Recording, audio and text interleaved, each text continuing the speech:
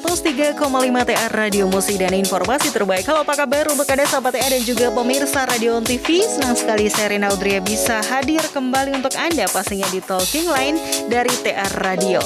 Dan untuk edisi kali ini kita telah kehadiran tamu-tamu spesial kita dari DPRD Provinsi Jawa Tengah yang kembali menyempatkan untuk membahas satu hal ya. Ini berkaitan dengan pembangunan dan juga infrastruktur yang ada di Jawa Tengah. Nah, kita akan sapa terlebih dahulu untuk beliau yang sudah hadir di sini.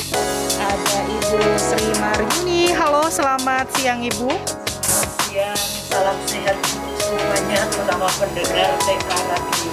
Iya, kemudian juga ada Dr. Andes Anton Lami Suhadi MSI, Komisi DPRD Jawa Tengah. Apa kabar Bapak? Salam sehat untuk semua pendengar TK Radio.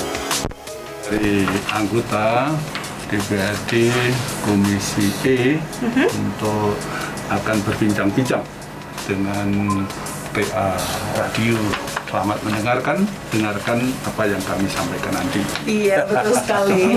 Iya, nggak perlu tegang ya sahabat TA ya. Sepertinya kayaknya aduh yang formal gitu ya. Sebenarnya enggak sih, kita santai ya Bapak Ibu ya. Oke, jadi tema kita adalah percepatan pembangunan Jawa Tengah di tahun 2022. Nah, sebelumnya juga sahabat TA, di mana kegiatan ini diselenggarakan kerjasama dengan Dinas Kominfo Provinsi Jawa Tengah. Jadi Anda bisa mengikuti tentang Jawa Tengah melalui media sosial dari Dinas Kominfo Provinsi Jawa Tengah.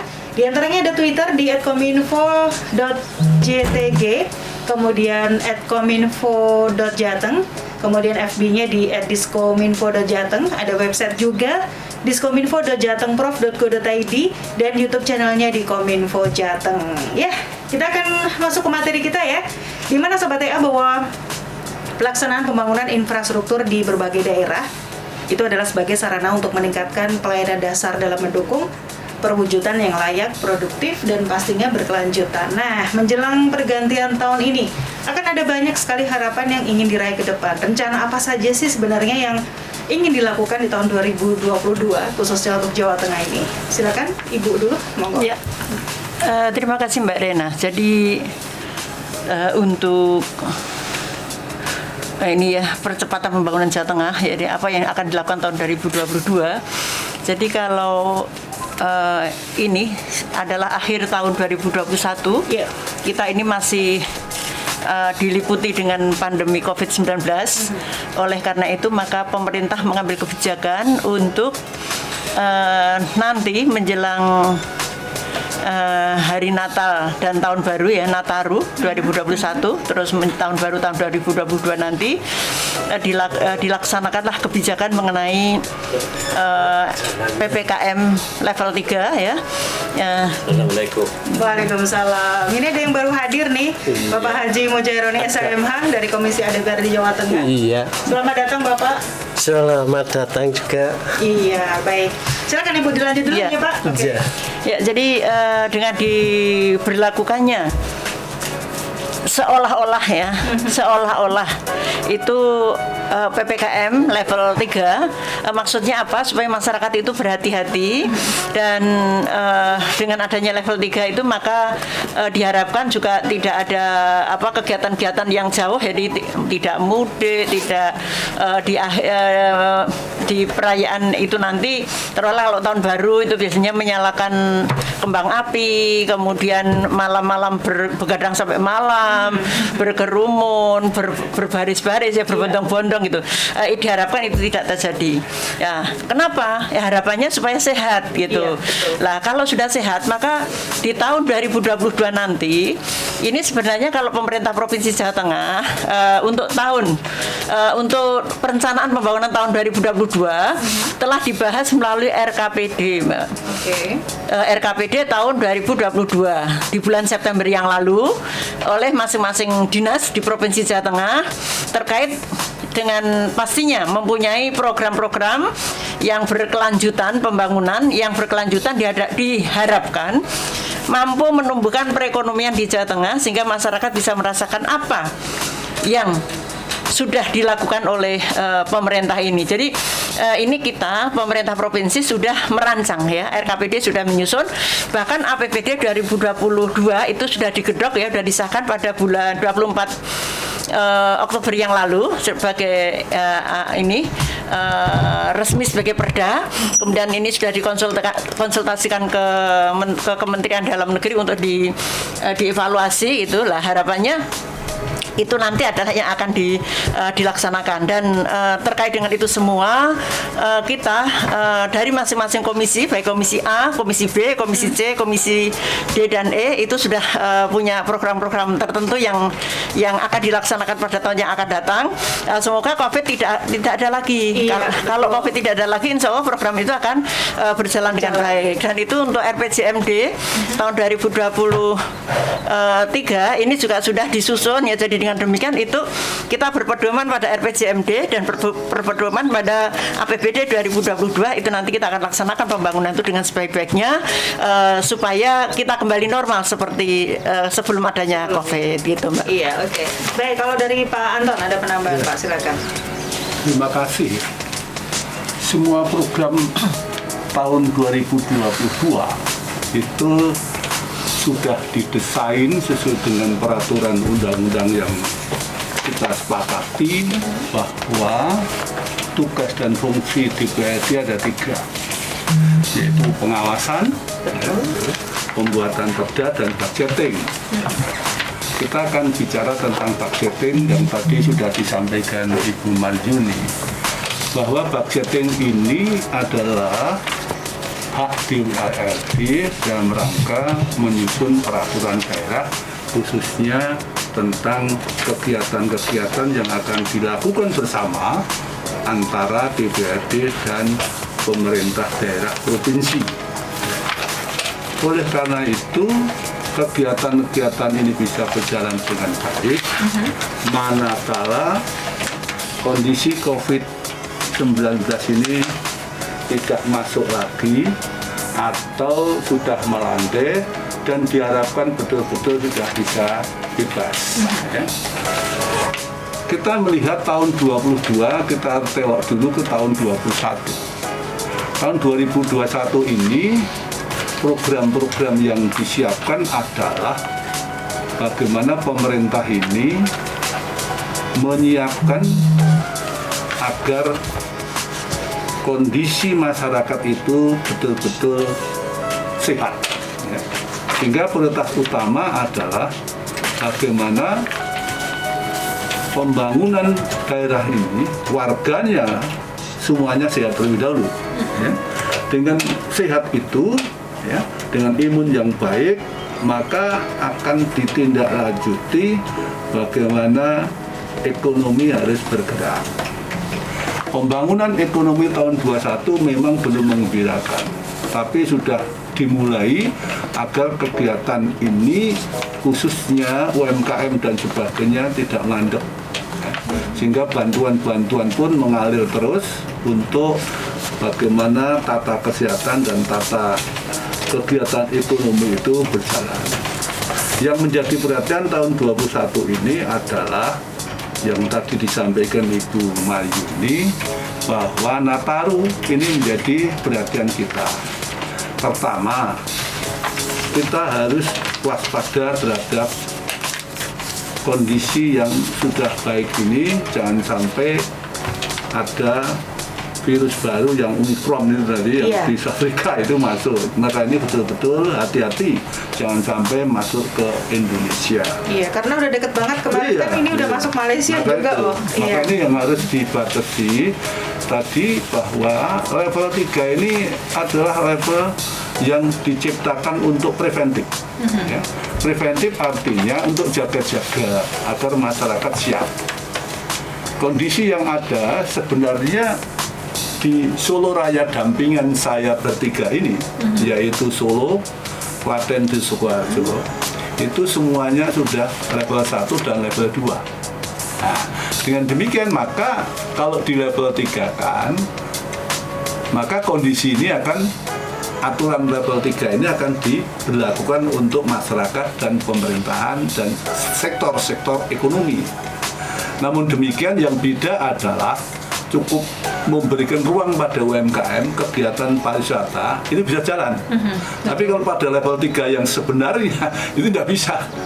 Tapi ini level 3 yang tadi sampaikan adalah disetarakan, ya. Tidak berarti level 3 yang penuh.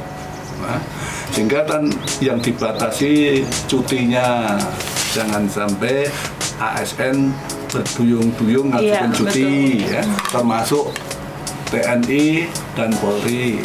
Karyawan pun juga dibatasi, tidak ingin semua karyawan tanda kutip besar-besaran ikut mengambil cuti.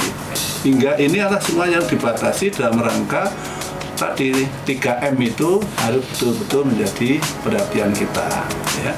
Oleh karena itu saya sangat berharap khususnya yang di Solo Raya ini kegiatan-kegiatan yang tidak perlu harus kita hindari pada saat nanti waktunya tanggal 24 sampai dengan tanggal 2 Januari betul-betul kita perhatikan, betul-betul kita laksanakan dengan sebaiknya. Untuk infrastruktur tahun 2021 memang tidak begitu banyak, tapi kemarin itu dengan melandainya COVID, maka ini sudah mulai kegiatan infrastruktur yang begitu cepat, ya, baik itu untuk saluran ini dan sebagainya. Semua fisik sudah mulai dalam rangka untuk mengatasi atau mengurangi banjir, untuk memperlancar kegiatan transportasi, dan sudah mulai. Artinya ini refocusing sudah mulai dialihkan ke infrastruktur sehingga ini akan menggeliat ekonomi tahun 2022. Makasih Mbak Yu. Oke, baik Bapak. Ya, kemudian Pak Mujairon ini sudah mendekati 2022, Bapak mungkin bisa ada penambahan sedikit juga mengenai bagaimana planning ke depan di tahun 2022 nanti untuk yang berkaitan dengan infrastruktur dan pembangunan. Ya, terima kasih Mbak. Nah, tentunya kalau kita melihat katakanlah pertanyaan ketiga ini sama, mungkin dasar pertama itu memang RPJMD ya, untuk tahun 18 dan sampai dengan 23. Nah, ini tentunya tadi sudah disampaikan oleh teman kami yang satu dan kedua. Nah, ini tentunya kalau kita pada saat ini tentunya mengharapkan yang masih di kondisi COVID-19 ya, utamanya di Solo Raya. Nah, ini bagaimana agar nanti di 2022 ini ekonomi kita itu akan meningkat. Nah, tentunya harapan kami, nah ini bagaimanapun ya nanti agar tadi Pak sudah menyampaikan, Pak Anton, ini untuk menjelang Lebaran, Tahun Baru dan Natal. Nah, ini untuk sementara ya kita mengharapkan di rumah saja. Ya, di rumah jangan keluar dan berkerumun. Agar bagaimanapun untuk menuju di tahun 22 ini apabila tes kisnya itu di tahun ini ya 21 Desember. Nah, ini kalau nanti aman, tidak ada virus yang dari luar itu masuk ke Indonesia. Tentunya Indonesia ini mengharapkan di 22 itu sekolah sudah masuk semua dan juga ekonomi akan meningkat. Karena apa? Kalau kita melihat di sekolahan, itu satu sekolahan itu minimal ada 5 UKM ya, yang berjualan. Itu bahkan di sini mungkin sampai 10 lebih. Nah, ini pada saat ini semuanya terpuruk, tidak bekerja. Nah, ini mengharapkan, nah tentunya pemerintah juga nanti di 22 ini sudah, ya kalau kita hasil survei itu 90% itu menghendaki tatap muka sekolah. Nah, tentunya dengan tatap muka nanti perekonomian menjadi baik. Nah, mungkin itu harapan dari DPRD. Apalagi sih yang perlu kita tingkatkan ya, terutama dalam segi pendidikan dan kesejahteraan rakyat untuk tahun 2022 nanti. Silakan Ibu. Iya, maaf ya saya gini. Ini ya Mbak, jadi terkait dengan faktor percepatan pertumbuhan ekonomi ya, kami masih bicara itu ya. Faktor kunci percepatan pertumbuhan ekonomi yang pertama adalah pemulihan kepercayaan konsumen. Yang kedua adalah mendorong daya beli. dan yang ketiga mereformasi iklim investasi, dan yang keempat meningkatkan ekspor. Tapi selain itu, vaksin COVID-19 diharapkan menjadi game changer dalam strategi pemulihan ekonomi nasional ya. Oleh karena itu vaksin itu penting, karena dengan adanya vaksin itu akan bisa menumbuhkan adanya herd immunity ya. Maka diharapkan masyarakat sehat.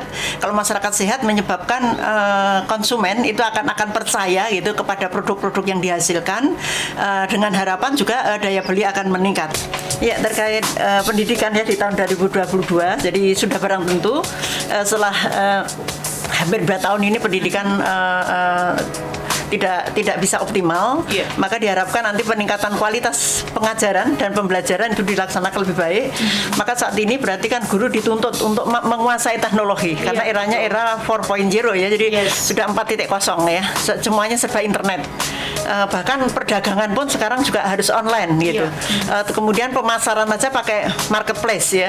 Ini jejaring-jejaring semacam memang harus dilaksanakan. Maka pembelajaran di tingkat sekolah ya, baik formal maupun informal, maka pendidikan itu harus disampaikan. Maka termasuk juga koperasi UMKM dalam hal ini. Dinas Koperasi UMKM itu sudah melatih melalui Balatkop, melalui pelatihan-pelatihan untuk bagaimana UMKM itu bisa bangkit, dan juga bagaimana UMKM itu bisa berjejaring dengan marketplace, dan UMKM itu bisa menjual melalui online. Maka dilaksanakanlah pelatihan-pelatihan. Kemudian juga peningkatan pemerataan akses layanan pendidikan di semua jenjang, dan wajib belajar itu 12 tahun. Harapan kita, jadi harapan kita anak-anak kita itu sekolahnya sampai 12 tahun. Berarti anak-anak kita harus lulus SD 6 tahun, SMP 3 tahun, dan SMA-nya 3 tahun. Jadi diharapkan anak-anak Jawa Tengah khususnya, orang Indonesia pada umumnya, kalau di Perda Jawa Tengah diharapkan anak-anak kita itu sekolah sampai lulus SLTA. Sekarang kalau nggak lulus SLTA bagaimana? Jadi apapun perangkat desa saja juga syaratnya juga harus lulus SMA. Maka wajib belajar 12 tahun ini menjadi hal yang untuk meningkatkan kualitas sumber daya manusia. Kemudian juga penguatan penjaminan mutu pendidikan untuk peningkatan pemerataan kualitas layanan antar satuan pendidikan dan antar wilayah. Jadi dengan demikian sistem informasi, sistem komunikasi harus dilaksanakan setara ya, antara satu daerah dengan daerah lain, supaya komunikasi itu bisa berjalan dengan sebaik-baiknya. Karena saat ini sudah saatnya information is power, jadi kekuatan itu ada di komunikasi. Kalau kita ketinggalan komunikasi, maka sudah akan ketinggalan segalanya. Maka media ini merupakan hal yang sangat penting, dan bahkan besok tahun 2045 kita akan memasuki Indonesia Emas. Dengan Indonesia Emas saat ini kita itu Indonesia kan sudah mengalami bonus demografi, di mana bonus demografi ini kan usia produktif usia 15 sampai 64 tahun lebih besar bila dibanding dengan jumlah usia tidak produktif 65 tahun ke atas, dan jumlah usia yang belum produktif 0 sampai 14 tahun. Ini yang banyak adalah yang produktif. Kalau ini bisa dikelola dengan baik usia mereka yang berusia 15 sampai 64 tahun, maka Indonesia akan bangkit, dan bangkitnya Indonesia maka akan di tahun 2045 nanti akan menjadi Indonesia Emas itu betul-betul akan terwujud kesejahteraan. Tapi manakala bonus demografi itu nggak diterapkan dengan sebaik-baiknya, lapangan pekerjaan nggak ada, pendidikan nggak memadai, anak-anak tidak mau sekolah, banyak jadi anak jalanan. Nah, ini yang terjadi adalah nanti akan ancaman bagi pemerintah ya. Jadi oleh karena itu memang harus dioptimalkan pendidikan yang ada di Jawa Tengah khususnya, agar supaya anak-anak tadi 12 tahun sekolah ya, menyelesaikan sekolah minimal 12 tahun, dan harapannya ke depan anak-anak kita bisa membawa Indonesia ke arah lebih maju. Maka antara satu wilayah dengan wilayah lain itu harus ada kesetaraan, supaya anak-anak kita tidak membandingkan satu dengan yang lain, tetapi komunikasi berjalan secara optimal. Terkait dengan kesejahteraan ya, istilah kesejahteraan itu mencakup beberapa aspek kehidupan yang sangat luas, antara lain apa? Meliputi bidang kependudukan, bidang pendidikan, bidang kesehatan, bidang teknologi, bidang informasi, dan lain-lain. Pemerintah Provinsi Jawa Tengah berkomitmen untuk selalu meningkatkan program-program yang berpihak pada masyarakat. Ya, oleh karena itu maka dengan adanya pendidikan ini, wajib belajar sampai 12 tahun, ini diharapkan kualitas pendidikan menjadi lebih baik. Maka kita berharap muka-muka COVID-19 segera berakhir, kita bisa PTM lagi. Iya, betul. Ya, guru ini kalau memang kurang perlu dilatih lagi. Ada pelatihan-pelatihan untuk teknologi tadi. Maka supaya anak-anak kita itu menguasai teknologi sehingga tidak tertinggal oleh bangsa-bangsa lain yang sudah maju. Paling nggak kita setara lah dengan bangsa-bangsa lain yang sudah maju. Gitu Mbak Rena. Iya, baik. Iya, dan ini mungkin sudah 2 tahun off ya kebanyakan sekolah, dan itu sangat kasihan sekali. Ini mengarah ke teman-teman dari SMK dan lain sebagainya yang harusnya notabene banyak praktek, tapi mau tidak mau harus belum bisa praktek. Iya, belum bisa ya. Jadi semoga di tahun 2022 nanti sudah mulai pelan-pelan ya kita bisa ada perubahan di sini. Ya, baik, sebelum ke Pak Anton dan Pak Mujaironi, ini ada WhatsApp dulu ya. Selamat siang Bapak Ibu DPRD Jawa Tengah. Apakah sudah ada perencanaan untuk pembangunan sekolah khususnya SMA? Karena di Solo ini sangat kurang sekali. Terima kasih. Ini dari Rusmini. Matur nuwun Ibu Rusmini ya ini ya. Oke, baik, silakan siapa yang akan menjawab minimal ini kayaknya sepertinya agak-agak curhat gitu ya, Pak. Oke, silakan. Ibu mungkin? Ya. Terkait dengan SMA ya, perencanaan pembangunan SMA. Iya. Ini pembangunan dalam arti fisik ataukah pembangunan dalam Mungkin arti ya, karena kalau di Solo kan mungkin memang terbatas ya SMA, kita hanya sampai 8, cuman hanya 8 SMA negeri begitu. Ya. Cuma ini artinya pemerintah itu di dalam membuat program ya Mbak, untuk melaksanakan pembangunan itu melalui perencanaan yang namanya ketika kita menyusun program-program pemerintah itu mesti melalui PPBS. Ya. Planning, programming, budgeting, system. Jadi kita rencanakan dulu. Jadi usulan-usulan mesti banyak. Nggak mungkin semua usulan itu akan kita akan langsung diterima. Maka usulan-usulan itu ditampung oleh pemerintah, kemudian dikaji mana usulan yang paling bagus. Taruhlah misalnya SMA ini ternyata jumlah anak usia SLTA calon peserta didik SLTA itu banyak dan mereka membutuhkan SMA karena sekarang itu banyaknya anak-anak kita tuh sukanya masuk ke SMK gitu. Iya. Kalau memang SMA itu sangat dibutuhkan, itu kan mesti disurvei dulu, diteliti dulu. Kalau memang itu nanti memerlukan, saya kira ke depan RPJMD kita akan kita masukkan program begitu itu. Kalau bisa jangka panjang ya jangka panjang, kalau mendaki jangka menengah ya menengah, kalau bisa jangka pendek kan jangka pendek gitu. Tergantung kondisinya mendesak apa tidak. Lah oleh karena itu keinginan yang banyak itu belum tentu semua, tapi perlu dikaji ya. Kemudian setelah keinginan dikaji dan penting untuk dilaksanakan, maka itu jadikan program. Kalau sudah jadikan program pasti dianggarkan.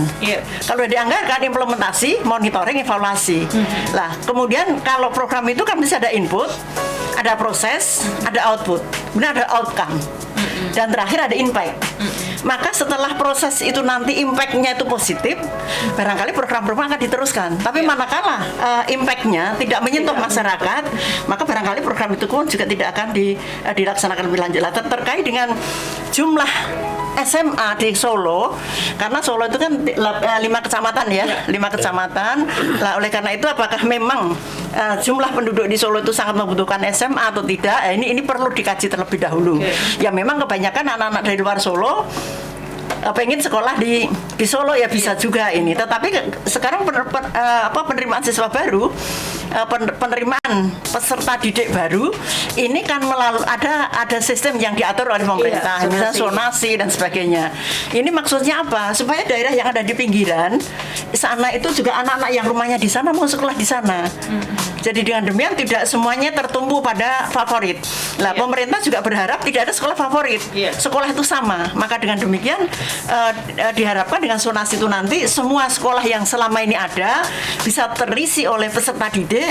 Kalau ini sudah terisi, maka program pendidikan itu yang ditingkatkan untuk pembangunan kualitas sumber daya manusia. Jadi dengan demikian kalau memang kuantitas ini ternyata melebihi, ya barangkali nanti akan ada pemikiran lebih lanjut. Ya, tetapi saat ini kita di masa pandemi ini sedang berpikir bagaimana nanti kita cek dan dinas pendidikan sekarang pendidikan itu untuk Jawa Tengah itu kan untuk provinsi itu kan kewenangannya hanya SMA, SMK sama SLB. Untuk SMP, SD PAUTK dan sebagainya adalah kewenangan kabupaten kota. Oleh karena itu maka untuk SLB, untuk SMA, SMK ini pemerintah provinsi akan mengkaji. Lah, ini masukan dari Bu Rusmini barangkali nanti menjadi salah satu masukan. Apakah memang Solo ini masih sangat memerlukan sekolah ataukah bagaimana itu nanti kita komunikasi ya. Masukan ini kita tampung untuk kita informasikan kepada dinas terkait dan provinsi ada dinas pendidikan tingkat provinsi. Terus di Jawa Tengah itu ada dinas cabang, Mbak. Dinas cabang pendidikan Jawa Tengah itu Ekskarisidenan di sana ada cabang dinas. Maka dengan demikian cabang dinas akan berperan aktif untuk bagaimana agar supaya sekolah itu perlu apa tidak sesuai yang diusulkan Bu Rusmini tadi. Tapi kenyataannya di beberapa kabupaten kota kalau saya lihat anak-anak kita tuh lebih suka masuk SMK daripada masuk SMA gitu. Jadi memang yang masuk ke SMA itu rata-rata jumlahnya lebih sedikit ya. Yang SMK itu udah luar biasa dan fasilitas pemerintah. Untuk SMK ini luar biasa. Dan SMA itu ya biasa-biasa aja. Ini kalau saya masuk ke sekolah-sekolah seperti itu, Mbak. Iya. Oke, jadi kemungkinan kalau sedikit saya bisa ini ya, menggambarkan begitu. Karena kalau untuk Solo sendiri ya, pemirsa juga kebanyakan kita misalnya di satu lokasi atau di satu kecamatan begitu itu sudah ada 2-3 SMA yang menumpuk di situ. Jadi otomatis kalau untuk daerah yang lain mungkin tidak tersentuh begitu, Ibu. Termasuk halnya juga ketika di daerah wilayah Manahan itu SMK tuh semua ngumpul jadi satu di situ banyak sekali gitu. Nah, ini mungkin lah ya dari Bu Rusmini yang mungkin notabene adalah mereka tidak punya SMA di wilayahnya begitu. Tetapi kan untuk melanjutkan ke perguruan tinggi, memang SMA kan dipersiapkan untuk melanjutkan ya perguruan tinggi. Kalau SMK bisa kerja, tapi lulusan SMK kan boleh kuliah juga. Boleh. Jadi dengan demikian sebenarnya kalau masuk ke SMK pun nggak masalah untuk melanjutkan studinya lagi di tingkat perguruan tinggi. Gitu. Iya, oke. Jadi semoga ini menjadi satu masukan juga, Ibu, begitu. Ya, kita akan lanjut ke Pak Anton dulu nih. Bagaimana tadi mungkin ada penambahan untuk peningkatan dari segi pendidikan dan kesejahteraan rakyat pastinya ini tahun 2022 karena kita sudah mulai sedikit-sedikit pelan-pelan lepas dari yang namanya pandemi gitu. Silakan Bapak. Terima kasih ya. Pendidikan ini merupakan tanggung jawab bersama, yaitu pemerintah ya, dan masyarakat. Ya. Swasta dan negeri. Swasta. Jadi ini segi kelembagaan. Ya. Dan berikutnya ada status kepemilikan negara dan swasta atau negeri dan swasta. Oleh karena itu sesuai dengan tujuan nasional bahwa pemerintah itu punya tanggung jawab untuk mencerdaskan kehidupan bangsa. Jadi pemerintah harus hadir di dalam kesempatan apapun di mana ada kesulitan, pemerintah harus hadir. Ini yang pertama. Yang kedua, persoalan pendidikan sekarang pada saat pandemi ini adalah kemampuan kognitif, afektif, dan psikomotorik ini yang tidak seimbang. Ya, tidak seimbang. Ya. Kalau kognitif melalui daring itu bisa, ya. Tapi yang namanya keterampilan dan attitude itu harus tatap muka dan harus melakukan kegiatan-kegiatan yang menunjukkan tingkat keterampilan individual. Tingkat keterampilan individu. Sehingga tiga ini pada masa pandemik ini ada persoalan, yaitu satu terkait tentang tingkat kemampuan, tingkat keterampilan anak-anak yang ada di SMK. Kebijakan yang ada adalah bagaimana meningkatkan tindak lanjut. Ya. Maka perusahaan-perusahaan yang akan menerima, perusahaan-perusahaan akan menerima pada periode 19 dan 20 dan 21 ini diwajibkan untuk melakukan pelatihan magang dulu. Jadi ada kewajiban sebelum tenaga kerja akan digunakan harus dilakukan pelatihan keterampilan. Jadi tambahan untuk kekurangan-kekurangan yang ada pada saat kondisi COVID ini. Ini yang perlu untuk mendapatkan perhatian. Yang berikutnya terkait tentang pendidikan. Ini yang harus disinergiskan antara bupati, wali kota, dan gubernur. Bupati, wali kota, dan gubernur terkait tentang tugas dan tanggung jawab terhadap pengelolaan pendidikan. Ya. 12 tahun ya, tapi ya dibagi dua. Kalau dulu sebelum ada perubahan dari MK, seluruhnya adalah tanggung jawab kabupaten kota. Nah sekarang ini dibagi, yaitu untuk SLTA, baik itu SMK, SMA dan SLB, menjadi tanggung jawab Provinsi Jawa Tengah. Nah terkait dengan ini, maka yang mesti harus dipersiapkan adalah peningkatan kualitas kependidikan. Peningkatan kualitas kependidikan ini yang harus diimbangi, satu adalah peningkatan keterampilan gurunya. Keterampilan yang menjadi dasar utama adalah bagaimana penguasaan teknologi dan informasi yang harus betul-betul siap. Persoalannya muncul adalah guru yang sudah tua-tua. Iya. Ini muncul judek gitu ya. Oleh sebab itu perlu ada refreshing kembali ya. Kemampuan-kemampuan dasar, kemampuan keterampilan ini harus dipetakan ya. Guru yang umurnya swidak ya, kan nanti kan umurnya swidak itu. Ya, yang mulai 55 dan sebagainya harus diperhatikan. 60 ya pensiun tuh. Pensiun. Jadi kecuali kita ini 60 lebih belum pensiun tapi sudah guru ya. Gitu. Maka itu kemampuan di situ. Berikutnya untuk mengenai kesejahteraan itu sebenarnya mudah, Pak. Yaitu meningkatkan pendapatan dan mengurangi pengeluaran. Iya. Nah, tadi pengeluaran apa yang harus dibantu oleh pemerintah? Pengeluaran di dalam biaya pendidikan melalui kegiatan BOS, ya, beasiswa dan sebagainya. Ini yang dilakukan oleh pemerintah karena tugasnya adalah mencerdaskan kehidupan bangsa. Ini yang menjadi perhatian kita. Yang kedua yang harus mendapatkan perhatian adalah bagaimana mensetarakan, mensejahteraakan kualitas pendidikan di SMA antara yang di kota dan di pinggiran.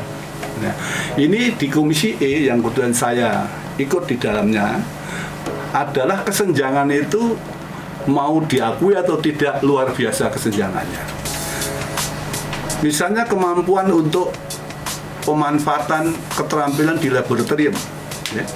Antara yang di kota dan di pinggiran ini jauh, Mbak. Yeah. Sehingga ini kita usulkan pada Dinas Pendidikan agar kualitasnya itu sama. Sungguh pun sudah ada zona, tapi fasilitas pendidikannya ini sangat berbeda di kota dan di sekolah-sekolah pinggiran. Ya. Ini pendidikan. Yang berikutnya yaitu tadi bagaimana mulai pengeluaran tadi, satu tadi tentang pendidikan. Yang kedua adalah bagaimana pengeluaran itu dibantu di bidang kesehatan. Yeah. Ya, ada PJA dan sebagainya. Ini merupakan bagian penting bagaimana masyarakat itu mengurangi beban-beban yang seharusnya dilakukan dibantu oleh negara. Jadi beasiswa ya, di Komisi E memberikan beasiswa masyarakat miskin. Masyarakat yang belum beruntung itu sekitar 10.000 sampai dengan 100.000. Jadi masyarakat miskin atau yang belum beruntung ini beasiswa diberi ya dengan kriteria tersendiri. Ini artinya mengurangi tadi. Jadi pengeluaran masyarakat harus dikurangi. Yang ketiga yang dikurangi adalah infrastruktur, lingkungan dan sebagainya, infrastruktur yang lain harus dibangun oleh pemerintah. Ya. Yang berikutnya adalah memberikan kesempatan kerja. Kesempatan kerja ini adalah satu, kemampuan bagaimana tenaga kerja itu bisa terserap ya, sehingga kita bisa membangun struktur ekonomi baru ya. Kesempatan kerja pabrik-pabrik baru yang tadi disampaikan, kesempatan kerja investasi nomor 1 karena terdukung di Batang ya. Di Batang itu perusahaan semua masuk sehingga tenaga kerjanya bisa terserap dengan baik ya. Ya. Sedangkan untuk pendapatan yang harus dibangun adalah bagaimana sektor real dan sektor non real. Real artinya potensi-potensi investasi yang besar itu bagaimana bisa ditarik ke Solo Raya. Kalau ke Solo mungkin berat, Pak. Yang Surakarta untuk investasi besar enggak. Maka yang penampungnya adalah yaitu daerah sekitar.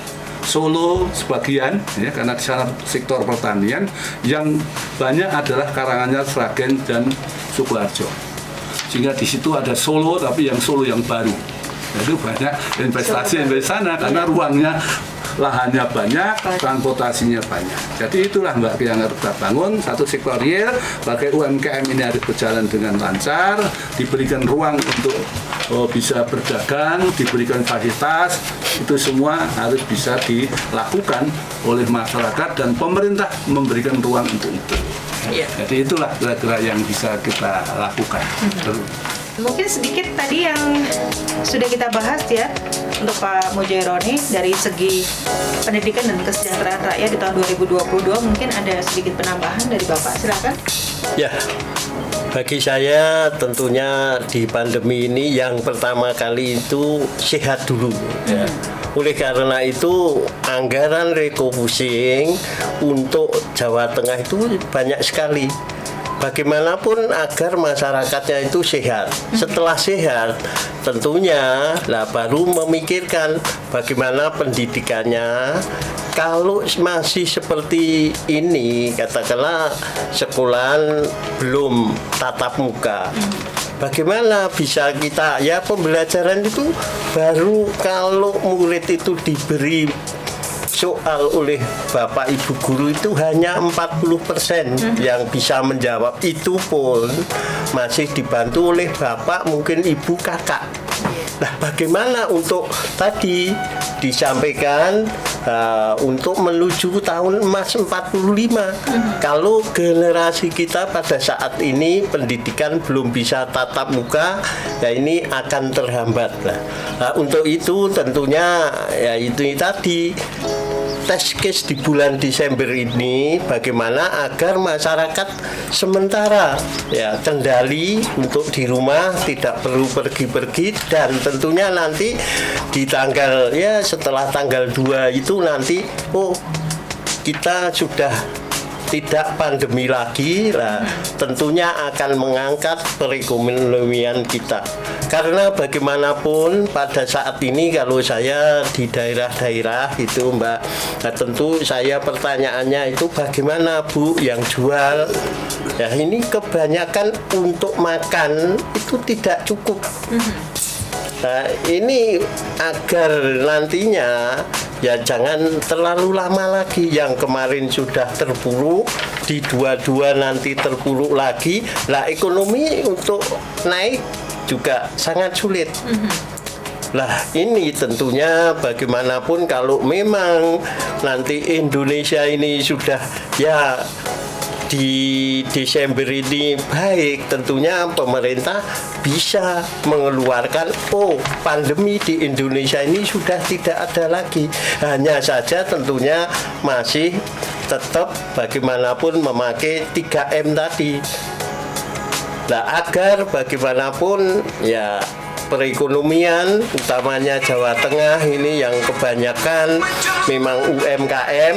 Nah, tadi disampaikan industri itu di barat ya Semarang, kalau Klaten ini ya pertanian ya, penyangga pangan Jawa Tengah kan termasuk Klaten. Nah, bagaimanapun kalau saya ya ke daerah-daerah gimana pupuk. Nah, pada saat ini kan semua labu. Mencari labu itu ya pakai apa Pak? Kartu tani itu di sana itu untuk kartu tani baru bisa nanti bulan Januari. Lah sekarang kalau beli 1,5 itu harganya 500. Jadi satu patok untuk 2 itu 1 juta. Nah, saya melihat petani ya tidak akan maju kalau tidak punya sapi. Nah, ini bekerja sambil ngarit ya, untuk membiayai ini sapi ya, ini baru mendapat keuntungan. Nah, mungkin sementara itu ya. Baik, nah seperti yang kita tahu juga nih, COVID-19 juga belum berakhir ya Bapak Ibu, di mana varian baru juga tadi disampaikan oleh Pak Anton sudah mulai muncul sampai ke Malaysia juga. Sekarang nah, tindakan apa sekarang yang memang harus kita lakukan khususnya untuk menghadapi kasus seperti ini di tahun 2022 juga? Silakan Ibu.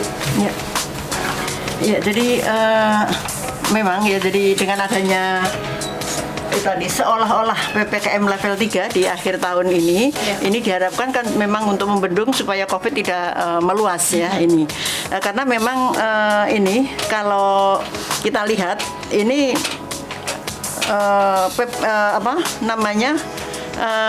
mematuhi prokes itu memang sangat-sangat penting ya, mencuci tangan pakai sabun di air mengalir, memakai masker, menjaga jarak ya.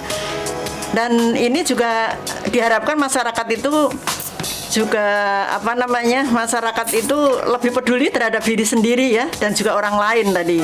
Kenapa ya? Karena pada saat ini kemunculan varian baru, jadi seperti tadi misalnya virus corona varian Omicron di Afrika Selatan yang sudah menyebar ke beberapa negara di Eropa. Maka dihimbau masyarakat untuk menunda terlebih dahulu rencana bepergian ataupun rencana untuk mudik ke kampung halaman selama masih masa pandemi ini ya, karena kasus penularan COVID ini kalau nggak dikendalikan seperti itu nanti akan melonjak lagi. Dan kalau melonjak lagi kan seperti zaman dulu ya, PPKM level 3 dulu ini kan berat sekali gitu, jadi keluar rumah nggak boleh, kemudian berjualan nggak laku ya karena nggak ada orang yang beli ya. Ini merupakan satu permasalahan tersendiri di dalam bagaimana kita supaya sehat itu. Nah, terkait dengan bagaimana untuk membangun ekonomi ya Mbak di Jawa Tengah ini memang stimulus ini kita harapkan dari pemerintah pusat. Jadi insentif dari pemerintah pusat itu kita harapkan.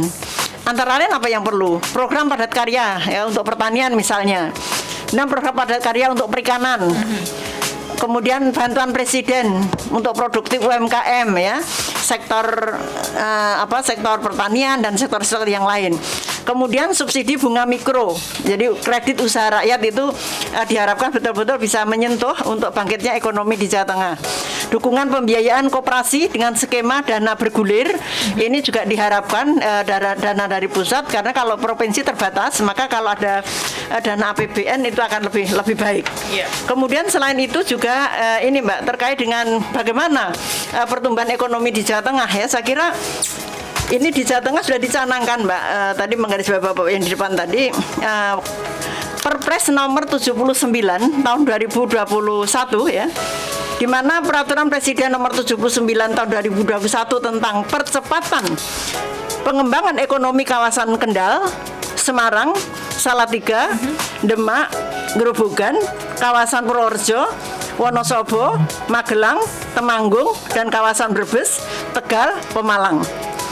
Maka di dalamnya ini terdapat amanat ya, dari Perpres itu amanatnya tentang pelaksanaan 270 proyek lintas sektor dan urusan yang bertujuan untuk menggerakkan sektor perekonomian di Jawa Tengah yang direncanakan dalam kurun waktu tahun 2020 sampai tahun 2030.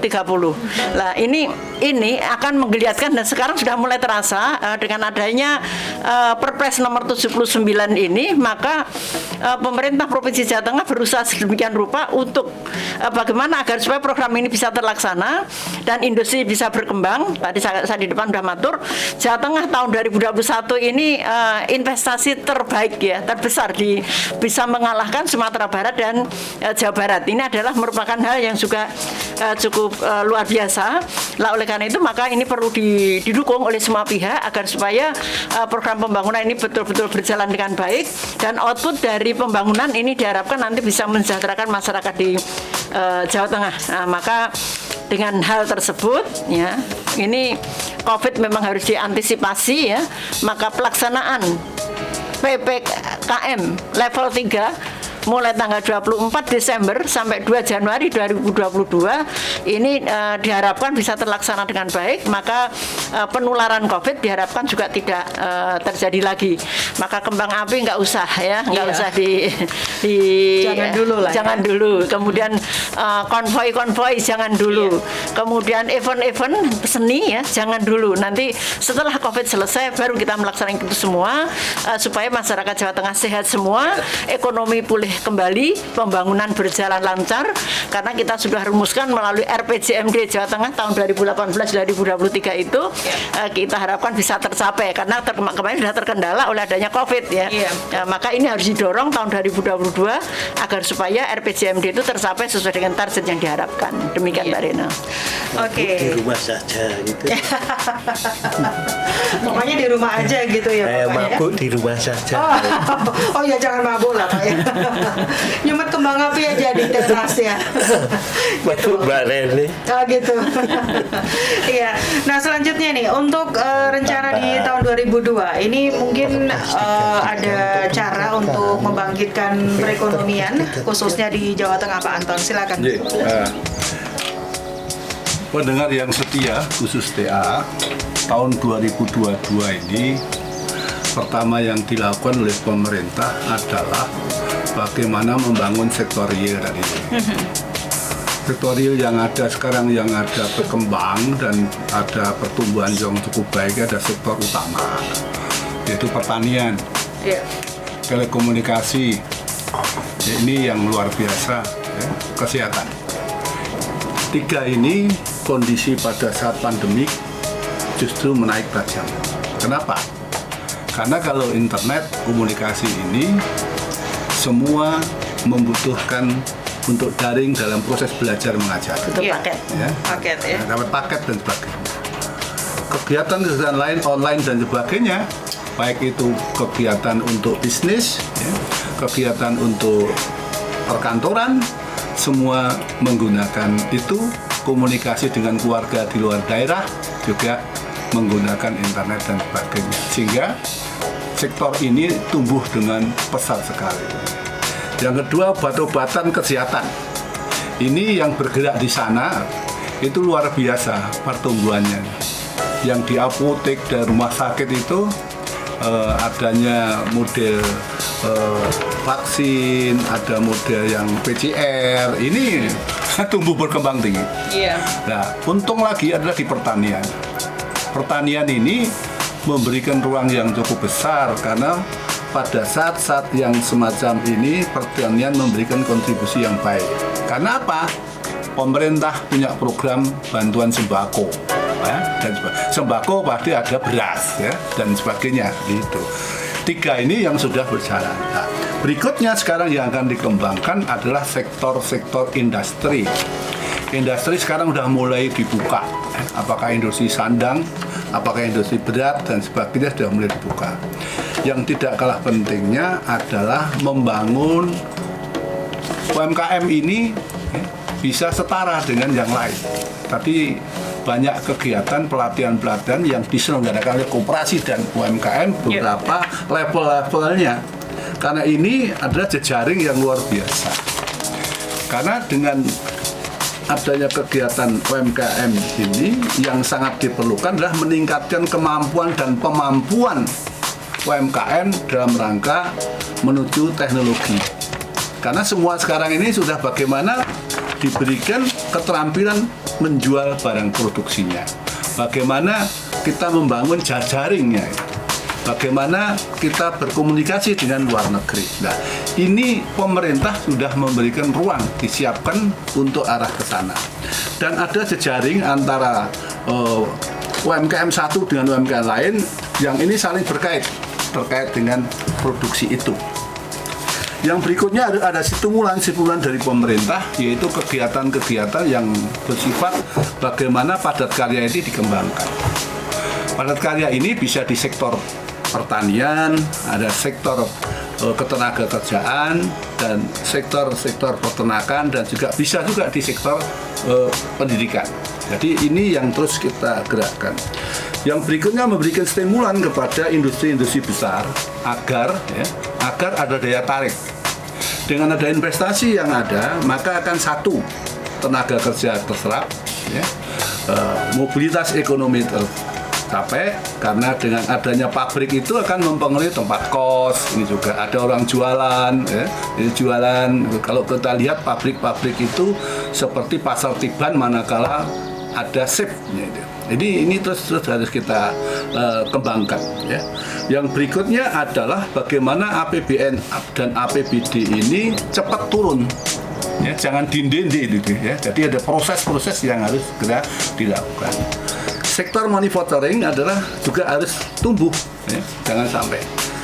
Yang sekarang sebenarnya sudah menggeliat itu adalah bidang pariwisata, Mbak.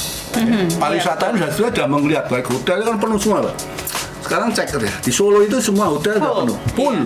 Artinya apa? Bahwa proses ini, pergerakan ini betul-betul luar biasa. Transportasi juga luar biasa. Yang tadi sampaikan Pak Mujahid, dari Klaten ke Solo biasanya 1 jam, ya sekarang 1,5 jam. Artinya apa? Di situ terjadi adanya antrian, ada proses pergerakan. Nah, proses pergerakan ini akan butuh bensin juga, di solar akan juga, makan sebagainya. Hari libur, Mbak Rena lihat aja, mau makan di mana yang agak terkenal pasti penuh dan antri, full, polke pokoknya. Nah, kalau melihat ini, pasti kita tidak usah khawatir tahun 2022, ya. Karena ini sudah dilihat. Bulan November, Desember ini sebenarnya ekonomi sudah tidak kelihatan kalau ada COVID. Sudah tidak kelihatan kalau ada COVID, semua sudah berjalan. Pertumbuhan ekonomi sudah sampai 0,7% atau 7%. Ini memberikan jadi strategi Pak Jokowi selalu Presiden dan Menko Perekonomian ini luar biasa. Imun kuat, semua masyarakat bisa sehat, tapi ekonomi jangan. Beda dengan negara lain, lockdown. Lockdown itu pasti akan menjadi beban yang luar biasa, baik APBN maupun masyarakatnya itu sendiri. Jadi saya sangat berharap kita harus optimis tahun 2002. Kalau pesimis itu berarti dengan sudah mati. Ya. Kita harus optimis agar kegiatan-kegiatan tahun 2002 yang diawali November Desember ini sudah bagus.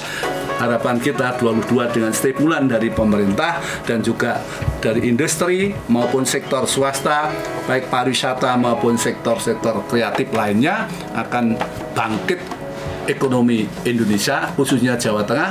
Solo Raya akan menjadi pusat-pusat kegiatan pariwisata yang menjadi pusat pariwisata di seluruh Indonesia. Nah, karena sekarang itu hampir semua pejabat itu dulane nang Solo. Iya. Kulinernya luar biasa dan sebagainya. Hotel pasti akan penuh. Apalagi nanti ada tol-tol baru begitu ya. Pasti didukung dengan infrastruktur yang baik antara Solo, Jogja, semua akan Semarang, jadi Jogja Semarnya akan gatok, pasti ini akan tumbuh yang lebih baik. Saya optimis tahun 2002 lebih baik daripada 2021. Matur nuwun. Iya.